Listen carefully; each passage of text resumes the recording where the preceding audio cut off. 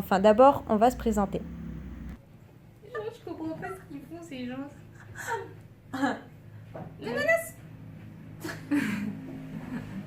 Voilà. Salut! Non mais c'est moche, c'est nul. Bah, tu veux dire quoi? Bon, attends. Salut! Nous c'est Tara, 28 ans. Et Marion, 30 ans. Voilà, nous à la base, on vit sur Toulouse et ça fait 2 ans qu'on est ensemble. Et du coup, depuis le début, on a toujours souhaité voyager sur le long terme. Alors, voyager sans date de retour et aussi pouvoir rester le temps qu'on souhaite à un endroit, partir plus tôt si on veut partir plus tôt, etc. Et du coup, voilà un petit peu notre projet. Ça fait 2 ans en fait qu'on travaille dur pour pouvoir se créer cette vie-là, cette vie nomade. Voilà, c'est ça. Donc là, on a démarré cette vie nomade et on a décidé de créer cette chaîne déjà pour inspirer et puis également pour montrer qu'il est encore possible aujourd'hui de voyager. Et également montrer qu'il est possible de voyager avec des animaux puisque on a décidé de partir avec tous les animaux. Quoi? Même le chat? Et oui, même le chat puisque on va pas en laisser un de côté. Donc nous avons un chat également. Pour nos petites boules de poils, donc les patounes ici présents. Donc moi je vous présente Scarlett qui est ici, on dirait un bébé, mais en fait les deux ce sont des grands-mères chihuahua puisque Scarlett a 11 ans et Damon elle a 12 ans. Donc c'est des chiennes qui sont absolument adorables et qui s'adaptent à tout tant qu'elles sont avec nous. Pour leur petite particularité, Scarlett elle est assez peureuse mais tant qu'elle est avec nous, elle pourrait traverser des flammes, des bouts de verre, tout ce qui se passe. Par contre, voilà, elle a peur d'une feuille qui va passer devant elle. Alors que Damon, elle est beaucoup plus vaillante, celle qui va protéger. Dès qu'il va y avoir un bruit, elle va monter la garde, etc. Mais toutes les deux, elles s'adaptent vraiment à tout. Et elle a vraiment l'air d'être contente de venir avec nous.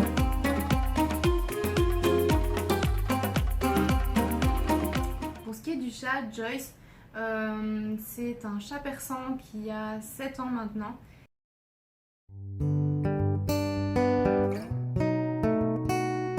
Et elle est vraiment extraordinaire au niveau de son comportement. Bien sûr, ça la change énormément de voyager, mais elle s'adapte vraiment à tout et elle m'impressionne de jour en jour, elle nous impressionne de jour en jour du fait qu'elle s'adapte. Et donc du coup, de quoi va parler cette chaîne? Bien sûr, elle va parler de notre vie nomade, des animaux, de notre façon de vivre en voyage et également de nos passions. Donc on va parler beaucoup d'art sous toutes ses formes, que ce soit le dessin, le tatouage, la peinture, la sculpture, les arts du spectacle, voilà, le chant, la danse, etc. Également, on va parler aussi du coup de tout ce qui va être le naturel, la spiritualité, l'environnement. Voilà, un retour assez terre à terre et assez neutre aux éléments. C'est vraiment ce qu'on recherche aussi dans ce voyage, c'est de pouvoir rencontrer des personnes, pouvoir échanger avec des gens qui vont peut-être nous permettre d'avoir une autre vision des choses que notre vision plutôt occidentale à toute vitesse, sur la consommation, sur les biens matériels. On recherche vraiment un retour aux sources qu'on a envie aussi de partager au travers de nos vidéos. Voilà, et du coup, il y a également la gastronomie. Pourquoi? Parce que... Oh my god!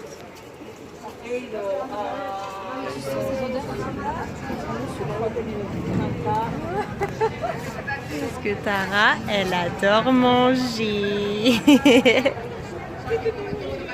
Et elle sait même pas quoi choisir, tellement qu'il y a de trucs bons. Alors, il y a quoi? Oreo, mango et framboesa, vanilla. C'est quoi le...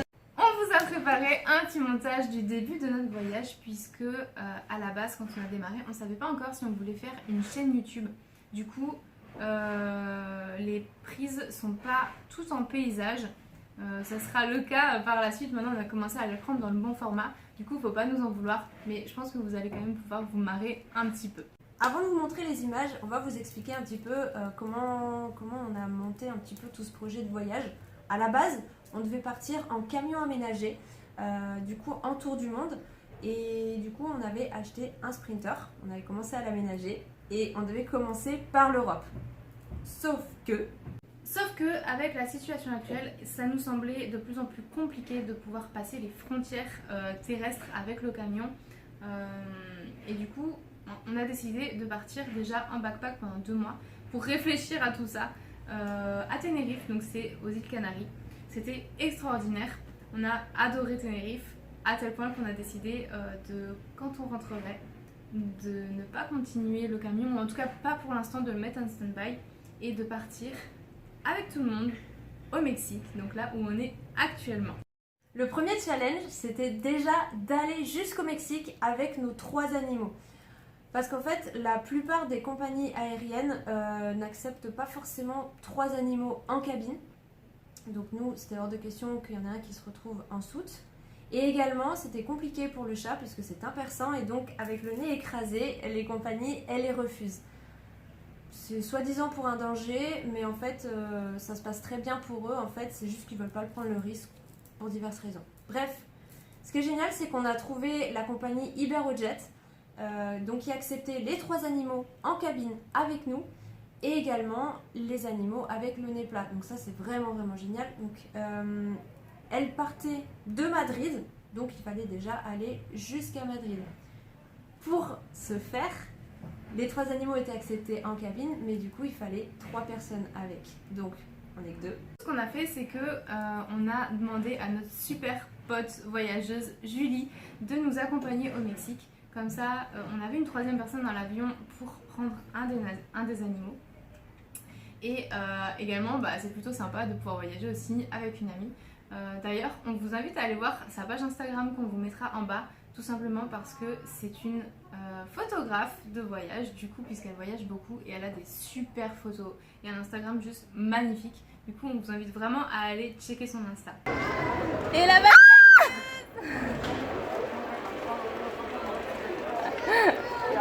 Hola.